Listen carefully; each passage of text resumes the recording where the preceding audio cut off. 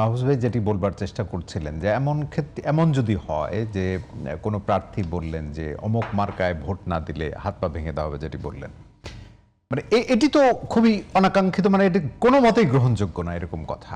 কিন্তু নানানভাবেই তো প্রভাব বিস্তার বিষয় আছে। আপনি অন্য দলের ক্ষেত্রেও মাহফুজ ভাই নিশ্চয়ই জিনিসগুলো তার সোশ্যাল মিডিয়া খুব বেশি আছে যে অমুক মার্কায় ভোট দিলে ভেস্তে যাওয়া যাবে, এরকম কথাগুলো রাজনীতিতে খুব বেশি মাত্রায় আছে। আপনি আলোচনার বাইরে তো না, মানে কোনোটাকেই আপনি আসলে নিরপেক্ষ নির্বাচনের ক্ষেত্রে খুব সহায়ক তাকে বলবেন আসলে।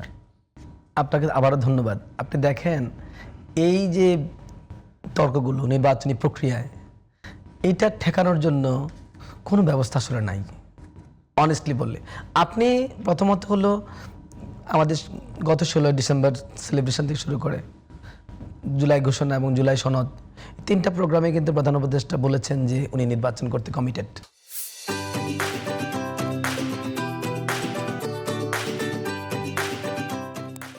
মানে 3টা গুরুত্বপূর্ণ প্রোগ্রামে কিন্তু এটা উনি প্রকাশ করেছেন। প্রধান নির্বাচন কমিশনও তার বক্তব্যে নির্বাচন তফসিল ঘোষণার রাতে তিনিও কিন্তু এটা বলেছেন। এখন ব্যাপার হলো যারা দায়িত্বরত আছেন তাদেরকে আপনি পাবলিক ট্রাস্ট বলি আমরা এটাকে, পাবলিক ট্রাস্ট কিন্তু আপনাকে করতে হবে প্রথমত। দ্বিতীয়ত পাবলিক ট্রাস্ট যখন ফেল করে তখন ডিফারেন্ট মেজার নিতে হয়। এখন আমার কথাটা হলো যে যেহেতু আমরা প্রধান উপদেষ্টার প্রতি আস্থা রেখেছি, নির্বাচন কমিশনকে আমরা বলছি না যে এটা বাতিল করে দাও, তাহলে কোনো রাজনৈতিক দল তো বলে নাই নির্বাচন কমিশন ভেঙে দাও।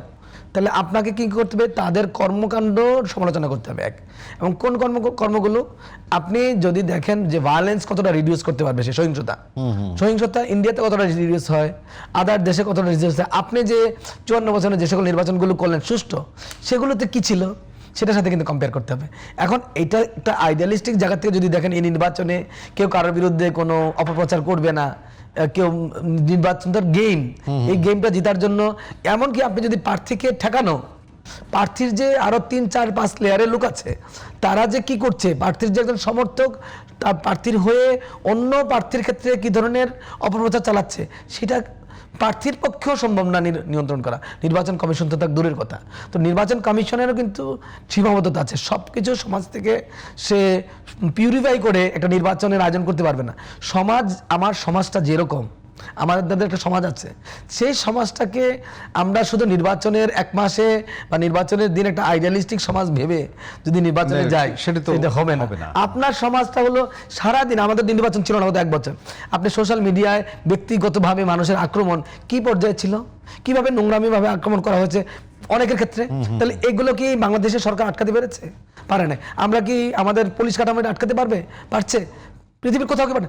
আপনি সোশ্যাল মেজারে ঠিক নাই, আমার সোশ্যাল মানে সিভিক হিসাবে, সিভিক সিটিজেন হিসাবে, আপনি যখন নাগরিক, সভ্য দেশের নাগরিক, সেই হিসাবে আপনার কিছু দায়িত্ব আছে।